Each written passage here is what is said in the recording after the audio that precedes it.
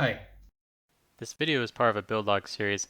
I'm building motorized shoes that you'll wear while you play a virtual reality game that keep you in the same spot as you walk, like a treadmill, allowing you to walk infinitely in the game.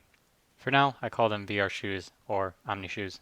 Last time I showed the improved omni-spheres that have supports to keep the rods from bending under a heavy 160-pound load like myself. They roll well, and I said I would start designing a gearbox.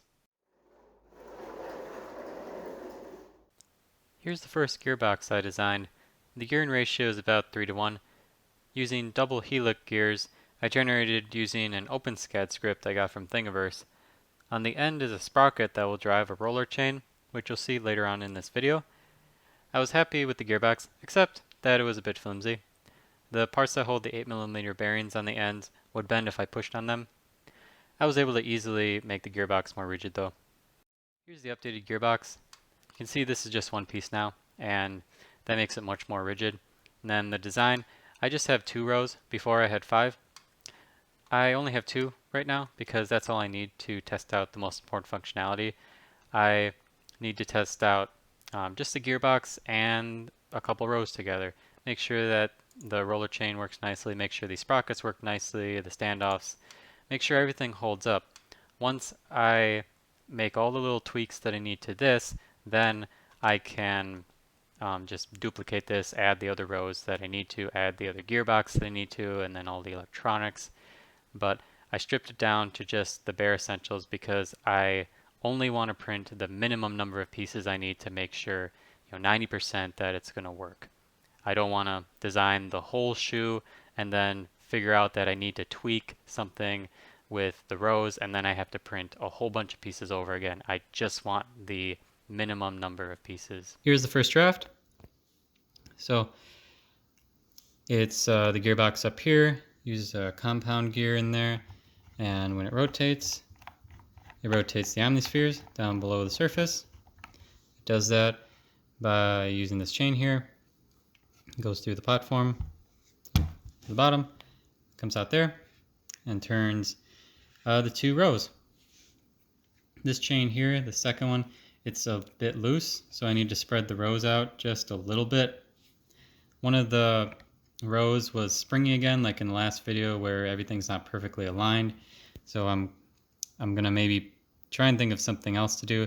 I could use smooth rods and then have spacers so that the spacers keep everything aligned, but if anything is a little bit misaligned, there's a little bit of wiggle room, but I'm worried that the spacers will be really small. I'd have to switch to one of my smaller nozzles, and the spacers just might be super fragile because they'd have to be so tiny.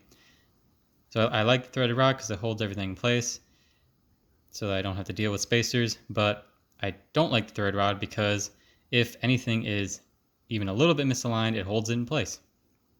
So that's that. If you have any suggestions, let me know. But that is the first draft. Another thing to note is that, let's see, there's a hole there. A magnet will go in there, so I'll just slide a magnet in that hole, and then here I'll have a Hall sensor, and a Hall sensor is used to detect magnetic fields, so I'll be able to know when the magnet is directly below the Hall sensor. So I'll know when the row is in this orientation so that it can rotate the other way. I'll know when that's possible, because if it's like this, then obviously it can't go this way. That's it. I actually stepped on this thing, put all my weight on it, and then started turning the motor. And it worked for a few minutes, but then something broke. You can see, well, this part broke. The little sprocket that's in there. I don't know if you can see that. Yeah, see the chain's no longer turning. So the sprocket broke inside of there. So I took it off, and yes, it snapped. That's why it wasn't working anymore. I use that same sprocket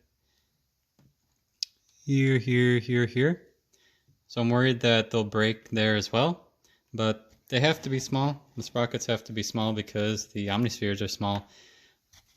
So I'm gonna have to think about that. These sprockets need to be stronger somehow. I have an idea for making the sprocket stronger, which I'll share in the next video. Leave a like and subscribe if you feel like it. It helps the channel out. And at the end of this video, I'm including how I make the omni-sphere rows, how I get the threaded rods and everything aligned on that. So if you're interested in that, stay tuned. But if not, see you next time. I made this guide that I put all the pieces in, and then I'll take the rod and I'll thread it through on this side all the way through. The guide will hold everything in place, hopefully keep everything spaced evenly and keep the rod straight. Also have this piece that fits over the top to hold everything, because what I found with my last guide is that if I put the rod through and then started spinning the rod to get it through, the pieces would fly out like that. They pivot along with the rod. So this top piece is to prevent that. Should make it easier. We'll see. So it looks like this.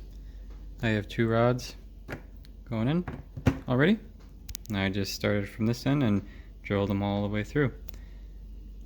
The top didn't really help because when the top is on, I can't see what I'm doing here. I can't perfectly line these up as the rod's going through when this thing is on here. So I ended up taking it off. But this bottom guide helps, especially since I have this little slit down here where the rods can stick out, so the bottom rod can actually prevent this thing from moving too much.